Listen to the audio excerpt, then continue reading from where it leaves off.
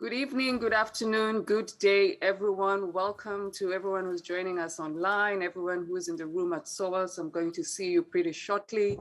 Welcome to what is the final, set of panel conversations around the final project that was funded under the Worldmaking Beyond SOAS initiative. My name is Awina Okech. I am convening this conference. I birthed this initiative, and I am very, very glad to be here this afternoon to say a few introductory words, particularly because Just Associates, that is leading this panel this afternoon, was also a co-sponsor, both of the initiative and the convening. So mine, as Kenyans would say, is to say welcome, karibuni sana, and to also say asante sana to Just Associates, to Shireen and your team for all of the labor and the work that you have put to making this convening a success. And I can't wait to be surprised and excited by the conversation around world making the game. Karibuni, asante. Thank you, Awino, and greetings to everybody. It's lovely to be together today and to be able to be in conversation about world making and the cross-fertilization that we have been engaged in for now close to, I think it's about 8 months, in thinking about, creating gender and racially just worlds across movements as well as the academy. Before we start, just to say, we have simultaneous interpretation for English and Spanish, and you should be able to, if you're on the Spanish channel, hear Kay, who's our interpreter today, very, very clearly, and my voice faintly in the background. If you need any help with interpretation, please use the chat button at the bottom of your screen, because we do have people monitoring the chat. I think the second thing that is important to say before we really kick off is that we have a strict policy regarding hate speech, and we will delete any negative comments or hate speech in the chat, and participants will be removed from the dialogue. So we will also be monitoring that. We encourage people to introduce yourself in the chat, who you are, where you're calling in from, because we are really going to be in a session that is about world making. And that really takes all of us and our collective radical imaginations as we think about change. I'm going to ask our tech people to just screen a short video that we have produced to kick us off, which is both a grounding in the space, but also an invitation into accompanying us into a different world as we begin this conversation. Que este tiempo sea recordado como el tiempo del camino extraño, de la manera diferente de la ruptura binaria, de la interrupción de recorridos, del movimiento cairótico, del movimiento de emancipación y del regalo de la desorientación que abre nuevos lugares de poder.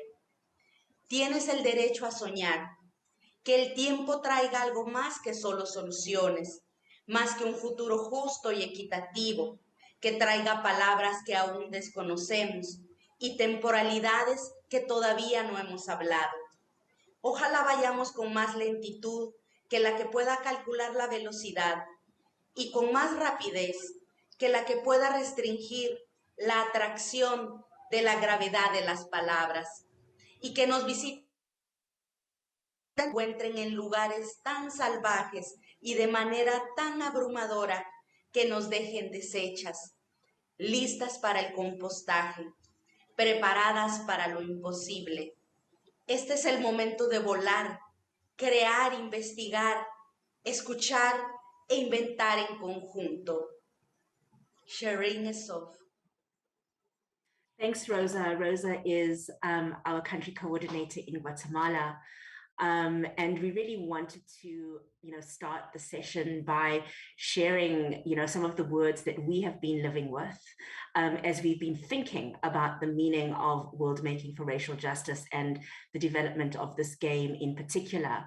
For those of you in the room in person and those of you online, just to sort of say, Jazz is a feminist movement building support organization, and we really dedicated to building the voice and the visibility and collective organizing power of women and those most impacted by systems of oppression, including patriarchy, colonialism, capitalism, for a just, equitable, and liberated world. As such, we work in precarious and risky contexts, and we really, work to equip and strengthen the leadership and organizing capacity of movements and their networks in Mesoamerica, Southeast Asia, and Southern Africa. So that's just a little bit about Jazz. And as a movement support organization, our work is really rooted in feminist popular education as a key driver of our movement building. So we are committed to the production of knowledge, participatory tools and methodologies, as well as analysis that we use in our movement building work and share with others. And so it was a sort of dynamic collaboration with SOAS, given how it is that we are positioned on that terrain, to really come together to think about what it means to do this work from different vantage points, and how it is that we can cross-fertilize and cross-pollinate in terms of our thinking around the generation of ideas and actually the expansion of how it is that we think about these things together, since we are collectively pursuing those agendas. We're really going to run this as a conversation. And I'm going to invite our panelists from Jazz to introduce themselves briefly before speaking. And we have with us some members of our Jazz staff, as well as our collective community of practice. We also have with us SOAS alum, who were a key part of the working group on this particular project and game. And you will hear from all of them today.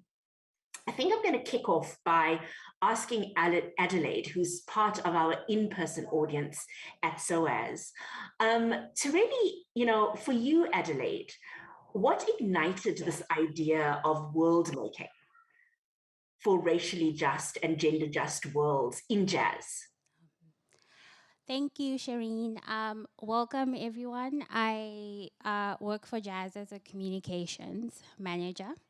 And I'm excited by the group here. I'm excited by people online. I think, Shireen, how I'll answer this question, I'm going to tell a little story which I hope will be exciting and fun, because I think that's partly the spirit of what we are invoking with Worldmaking. I think as we have been working through Worldmaking over the past few months, one of the things that have come out was how we are describing Worldmaking as a portal. And let me explain what that means.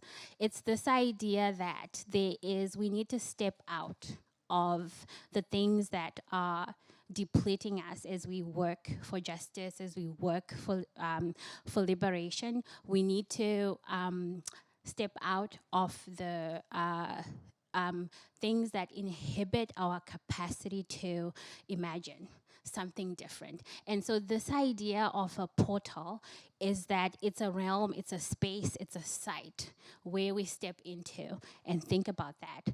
And I think for us, as part of the project, it's actually reignited the imagination for us, because as I started throughout the few months, the past few weeks, I've been an ambassador of this portal, asking people to join me in the portal. And initially they were looked at me like I was not okay. But I've seen that over time, people are participating in this idea of the portal. And I'll say, morning, I'm in the portal. Where are you? I'm in the library. So now people are like, oh, I'm in the trees. I'm in the mountains. Can I bring my cats? So it's this idea that we are disrupting the limitations that we usually have around thinking and imagining change, whether it's racial justice, whether it's reproductive freedom. So all the struggles we are fighting for, the small freedoms towards liberation. So I think that's an important aspect that really ignited united. And I think the other two aspects that my colleagues will talk about are about power, right? And how we look at the world and understand it. Think about how we are confronting power, how we are building different forms of power. And also, you know, our colleague Ronald will talk about, you know, feminist popular education, which Shireen talked about earlier. And I think for Jazz, it was how do we bring those three ideas together, and how do we engage it and bring people in together and think about world making? Thank you. Thanks, Junaid. You know, I think in listening to you, and there has been a real element of play in Jazz and within the team in the last number of months. I hear as you talk about power, and particularly, you know, invisible power, those things that shape our attitudes and beliefs, how it is that we live in the world, and take that as normal. There's something about disruption, right, in invoking imagination in a very, very particular way, whether it's through inviting people into a portal or actually engaging in play that frees us up in particular ways. And Alexa, I'd like to go to you next. And, you know, as we think about those sets of ideas, you know, from your vantage, why is radical imagination or play so central to movement building or shifting power, you know, to pick up on what it is that Adelaide has said in doing racial and gender justice work, or movement building work for that matter? That's a big question. I'll share a couple of thoughts. There's a quote from Subcomandante Marcos from the Zapatistas that has always moved me. And he says, we are an army of dreamers, and that is why we are invincible. And I feel like that speaks to the power of being able to dream beyond what we know. As Rosa said, dream of the words, of the ways of being that we haven't yet experienced. And I think because we live in a world that presents itself as the only way it could be, that the inherent racism, sexism, you know, domination is just the way it is, and that we're really not supposed to be able to imagine beyond that sort of accept that, resign ourselves to that. But of course we do. I mean, we wouldn't be having this gathering, we wouldn't be here if we weren't imaginers and dreamers. And I think the point of this game and this conversation is to both recognize that imagination is inherent. You know, every child comes into the world able to imagine all sorts of things are possible with a stick and a string. But also that we live in a world that seeks to suffocate that and to suffocate us into resignation. And I think the game and the work of movement building is about cultivating and inviting and recuperating that sense of possibility and, you know, that doorway, Adelaide, that you talked about, the doorway, the portal into something much, much different and much better, and not just, but actually vibrant and liberated. And I think that's, for me, what games do, is they put you into a different state of being where things are possible that we might not see as real. But in inviting that, we invite ourselves to see the possibility, to, you know, feed our sense of resistance, to feed our, you know, and that disruptive capacity to see, oh, it doesn't have to be this way. Actually, it could be this way over here. And I think if we continue to cultivate it, cultivates a different sense of ourselves, you know, our power. It cultivates a sort of a sense of clarity and purpose and joy, really, of like, wow, absolutely, all sorts of things are possible. So I think for me, for movement building, without that, we are merely in resistance and struggle. We are not actually in transformation. And that play and imagination invite us to step into the portal now, even as we are building it. So I guess I would leave it there, Shireen. Great, thanks, Alexa.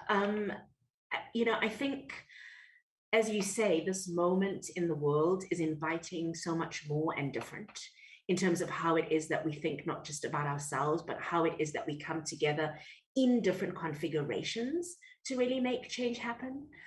I started off by saying, you know, that Jazz is a movement building support organization, and our movement building work is really rooted in feminist popular education. I think as we stepped into the invitation that Owino and colleagues at SOAS, you know, extended to us in this partnership, we really began to think about methodology, so feminist popular education methodology. And what could a game bring, right, to a feminist popular education process? What could it bring to how it is that we think about knowledge production and ultimately, creating, transformed worlds? And I think, Ronald, I'm going to go to you next to really think with us and talk to us about, what you see in this process as the link between feminist popular education, knowledge production, and world making as articulated by this project. Yeah, Shireen, that's quite a difficult question. I think popular education raises issues around knowledge production and world making that we can benefit from if we look at it through the lens of separation in time and separation in space. And what I mean by that, take the idea of world making. We can ask ourselves, if we engage in a popular education process that's aimed at world making, when is this world going to be made? Is it sometime in the future, or is the world that we are making actually that popular education process itself? It's not an easy thing, but the same with knowledge production, right?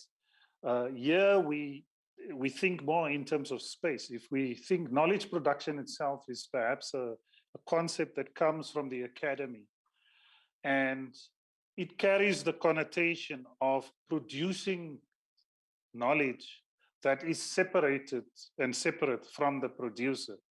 So knowledge in the form of a journal article that you can point to, or a book, or a certificate, or something that's not in the moment and part of the person and is still there if the person is not there.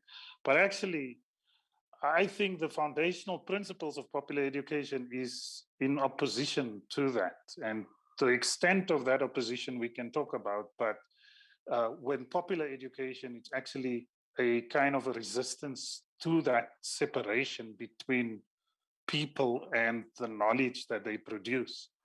So that when we with popular education, we can ask the question, can we even speak of knowledge production? Is it more like a sharing? It's like, if we think of food, like food production and food sharing, at the end of food production, you expect to see the food there somewhere. But at the end of food sharing, I don't know if there's going to be any food left for you to see. And with popular education, I think we live in a time that's about where the left, we're not fighting for this or that victory so much, even though we are, but we're actually fighting for the very existence of the left. And I think for the very foundational principles, if we can still kind of proclaim the principles upon which the Left Project is founded. So I think it becomes important then to talk about those foundational principles. And certainly when it comes to popular education, like the foundational principles, I think, is actually resistance against that particular understanding of knowledge production and an understanding of world making that postpones it beyond the present. Now, when we speak about feminist popular education, I think a real question arises, is that, is there any other kind of popular education that's really true to those foundational principles? Can you have popular education that's about a liberated world and liberated space in the moment, where there's recognition of each other without external criteria for whatever we share in the space? Can we have that without the feminist approach? And yeah, I don't think we can. So difficult issue, but those are my thoughts. Thanks, Ronald. Before we move on, and I'm monitoring the chat and I see a lot of questions about, so what is this game? And we're going to move to that in the next part of our conversation. But before we get there, I just want to hold space for both Alexa and Adelaide. If there's anything further that you would want to reflect on or add in terms of this intersections of feminist popular education, world making, and how it is that we hold and or center learning and unlearning. I'm not going to use the word knowledge production in this round, learning and unlearning as part of that process. I can add something, Shireen. I think one of the interesting intersections that underpin the game, right, which is radical imagination, power, and feminist popular education. I think, power itself, right, is both a lens, right, at which we look at the world, but it's also a tool, right, that we use in our processes as we support communities around the world leading struggles. So the intersection there is very clear, and part of power, right, is looking at what are the dynamics? Who are the players? Who are the actors? How is power operating? Where is it operating? How is it operating within ourselves, right? And that process in itself of questioning, and as we have had throughout this conference, unraveling, we've heard that word, is a process of both learning and unlearning, making space, I think, to build, as we will see for those of you who are here and play the game, is how are we building power? How are we confronting it? And I think when we interrogate that, we give space also for those imaginations that, fuel us, that awaken us, and that, moving with feminist popular education as a tool is actually how we radiate and build over time. Yeah, thanks. Thanks, Adelaide.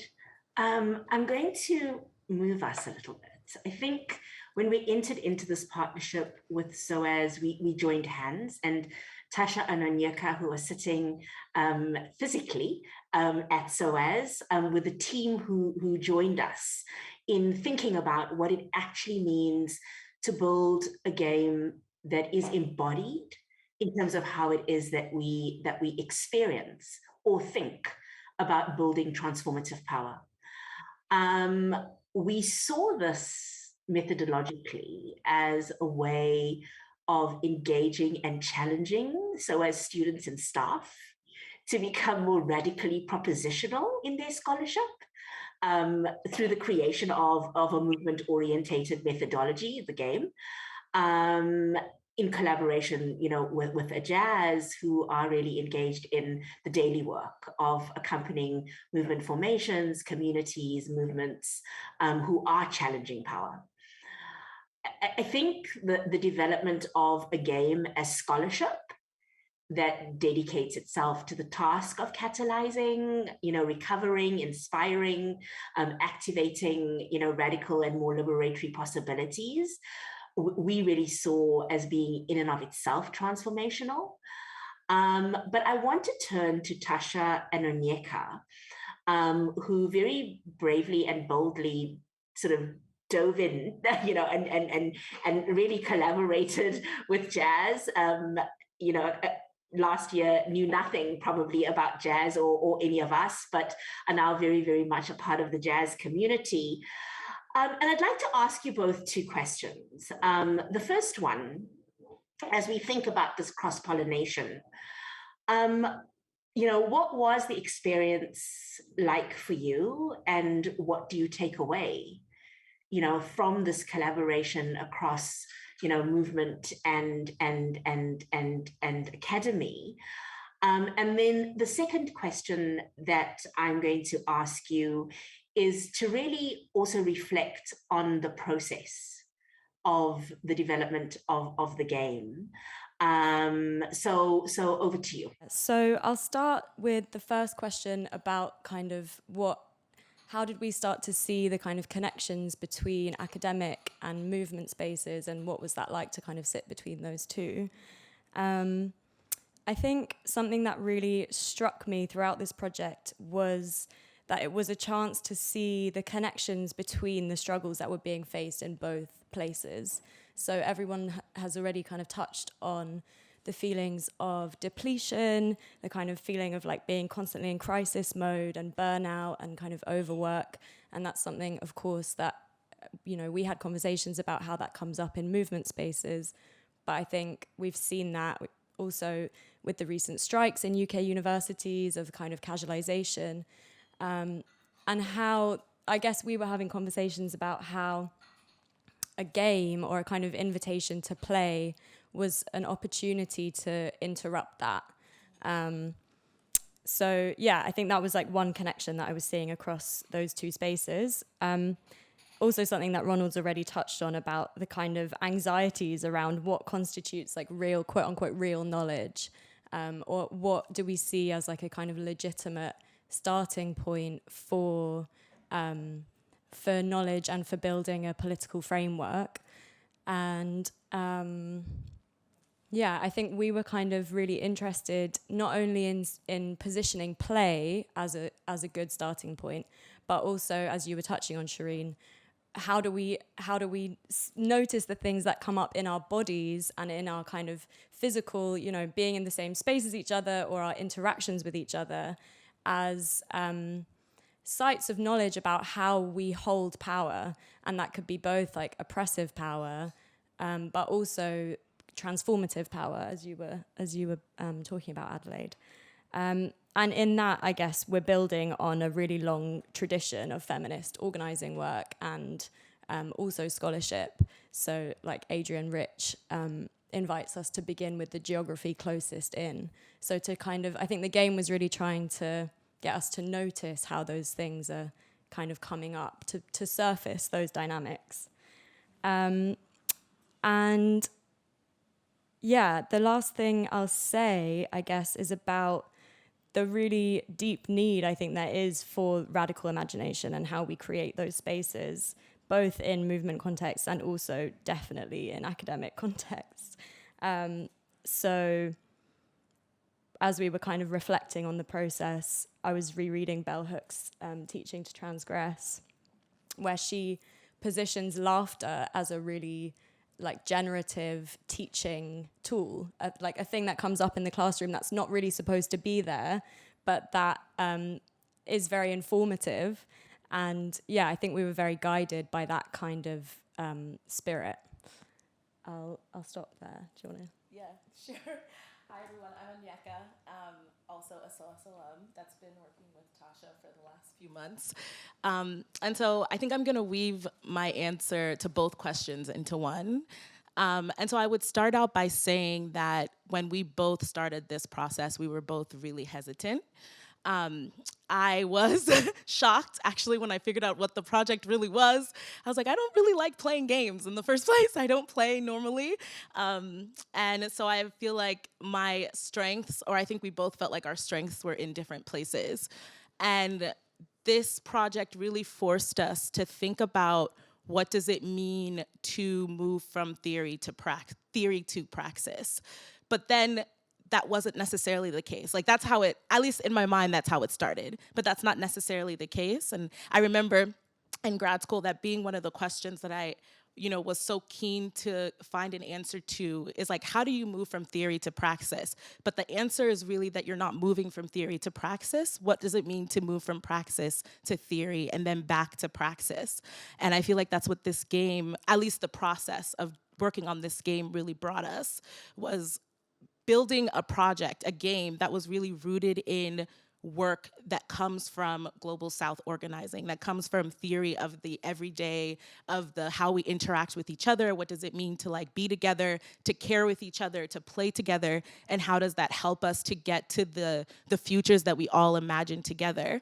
And so, Shireen asked us in one of our first encounters with her and Jazz, they asked us to suspend disbelief, which comes from the the cartographies toolkit that Awid created, and that has really stuck with me because it made us ask the question: how do we suspend disbelief? And suspending disbelief is something that it's critical for the work that we've all been outlining over the last 2 days, and I think that that's the opportunity that the game presents, and the process of the game has presented is like, how do we work towards that? And a part of that answer is actually in the collective work together, in the ability to put faith in each other towards this vision coming from different spaces. I mean, Tasha lives here. I was at the time in Liberia. Some of the team was in South Africa. Shireen is in the US. And so what does it really mean, all of us coming from different spaces, some from activist spaces, some from academia, to come together and actually work together and to produce a project that would emerge from that collective work. And I think that that is really a part of what JAS's work on power and FPE is about. It's really articulating that the only ways that we're able to transform the forms of corrosive power that we are experiencing daily is through the collective strategizing and working together. And so Tasha and I were given all of this theory that comes from the global South work, given all of this theory and told to create a game. So what did that mean for us? And it really meant for us to kind of set aside our own kind of experience, our own personal experiences in some regard, or our own biases, to put together a project that could travel across organizations, that could travel across identities, where you could be who you wanted to be or who you are in that space and feel safe and and experience a type of care and imagination together. And so that's really, I think that's how I'd answer both questions. Like an experiment, and that we were kind of enacting the theory that we were interested in of, yeah, exactly as you say, creating something together that we had absolutely no idea what the outcome would be, and kind of trusting the process. And I think the emphasis on process in the game, that it's not about how do we imagine a specific future, but how do we arrive at a point from which it's possible to imagine other futures.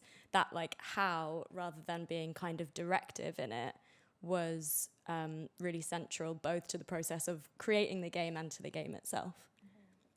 Thanks, Tasha and Onyeka. I think our work is done as Jazz. I think the premise of world making was really that, building a gender and racially just future is not cast in stone. There's no formula, right? It's about creating the necessary conditions and community in order to be able to together, right, imagine and create and build those worlds.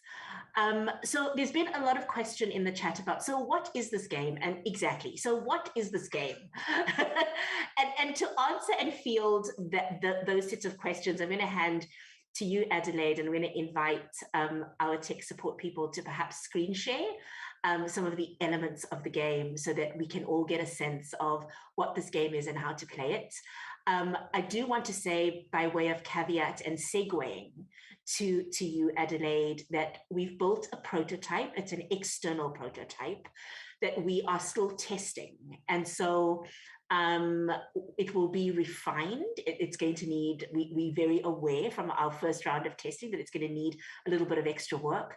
But I think I'm going to hand to you now, Adelaide, and to Tasha and Onyeka to really explain, what is this thing that we have been talking about that is sitting, right, underpinned by understandings of feminist popular education, knowledge production, co-creation, movement building, that we've been spending time on. So over to you. Thank you, Shireen. So I think that, after this session, the hybrid part, we're going to experiment and play together and actually go through the logistics of how we play the game. But I think it will be good, Onyeka and Tasha, to talk a little bit about, I know, Tasha, you touched on it a little bit as we, before Shireen came on, about the how. That it's not about kind of prerequisiting where the journey is, but it's the getting to a place where we can actually imagine it. So could you share a little bit about what is this game? What is it trying to do? What is it trying to do? Yeah, good luck to us explaining it. I guess the first thing to say is that it's a board game. Yes. Crucially. Here is the board you can see on the screen. So basically, the aim of the game is for all the players to arrive at the center of the board within a round of turns. So the center of the board comes to kind of represent this like collective vision that we might have, whatever it is that we're imagining as we play the game. And as the play kind of unfolds, different forms of power emerge. So I won't go into too much of the kind of nitty-gritty detail, but it's basically an invitation into a reflection of how we, in movement spaces, in academic spaces, in different institutions, wherever, might hold different forms of power, whether that's oppressive kind of power over other people, or whether it's forms of transformative power, power building towards radical change. So there are cards in the game that are kind of designed to build in those different kind of experiences and to give you a kind of embodied feeling of how that actually feels to hold those different forms. And Onyeka, go ahead if you want to add. Yes. The only thing that I would add actually is that, you know, when we started to put this board together, I think the thing that was most important, I mean, you can ask this question, which is, you know, it's a conference about racial justice. What does the board have to do with racial justice? Or what do the cards involved in the board have to do with racial justice? And so what we recognized was that we're all fighting for racial justice in varying and different ways. So how do we create a game that would allow you to kind of project those different experiences onto the board as a group and then work towards the solution, whatever you define as the solution. And so the game really requires you, one, to strategize with each other and communicate with each other constantly, because there's no way to win. If you want to make it to the center, you have to communicate with each other. And I think that is key. And so I think that that's a part of, you know, what the game forces us to do. It also includes build and block cards. And so the build cards are driving your movement towards the center, and the block cards are prohibiting movement. And actually, some of the build cards force you to kind of slow down and reflect and maybe re-strategize.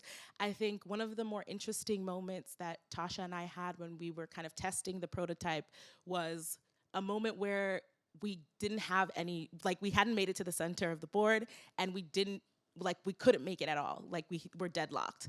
And so we thought about, what if someone plays this game and experiences that? Should we try to fix that? And we decided that, you know, no, that's a part of the experience of like movement building, is that sometimes we don't get the thing that we're working towards. And maybe that means that we have to shift our strategies. And so, you know, that's a potential, for those of you that will be playing today, that's a potential experience that you might have. Like, you might not make it to the center, and that's okay. And then we regroup and we start again. Thank you, Onyeka and Tasha. I think what you uplift there on collaboration is very important. And I think also part of the theme of this conference is how are we building community, right? And I think a game is bringing all of us together and to play and to figure out how do we get to that center and how do I apply some of that thinking and movement, as you say, into our work. I know, Shireen, we are going to be moving to the playing in the portal, which unfortunately you cannot join. But I wanted to ask Shireen, as someone who, you know, we started with Rosa, who read part of your blog about world making and unlocking, you know, liberation and thinking about how we center play in our visions of liberation.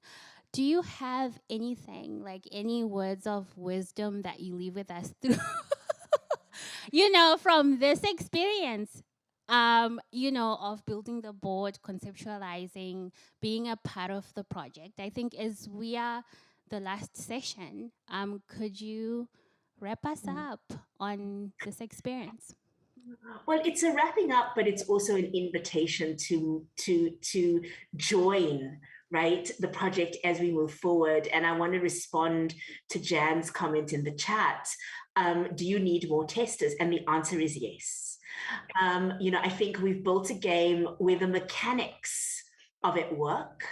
And we've tested that through a number of rounds of play with different people. And we know that there's going to be need for more refinement as we really bake in that embodied experience of power, both power over, but also transformative power as part of movement building. And so I think the invitation has been issued, and I think the team that has been working on this has really sort of stepped into your portal, Adelaide, or to our portal fully. But I think part of world making is actually, and part of movement building, right, is actually growing the community, growing our collective base to be able to do this work. And I think the game as a methodology in the next phase or round of work is really going to invite that. So Jan and our virtual audience, I think that is the invitation as we continue to refine. The commitment is to really develop this game as a methodology to support our feminist popular education work across the board, literally and figuratively, and I think that's it. It's about that radiating out. And yeah, I mean, as I say, I think it's been experimental, and I think Tasha and Nyek have picked up on that. We didn't know that it was going to work. When we started this process, none of us had ever built a game before in this way, and so here we are, and just really happy to be in community with all of you as we think about the next step, bringing it both more deliberately into jazz to play, but also sharing it with partners and allies out there in the world to play and to test. So that's what I would end with, Adelaide. Back to you. Thank you, Shireen. So we have come to an end of the hybrid session. Thank you, everyone who joined us online. We have, as Shireen said, this is an invitation, so it doesn't end now. I think as we close out, you will see a slide where you can see where to download the game on our website. We'll share some links there. And stay tuned in the coming months, right, to see how we can continue to popularize, socialize the game and improve it together, and maybe think of other ways too together to imagine. So thank you, and I hope you come to the portal one day, forever. Bye. Look forward to that.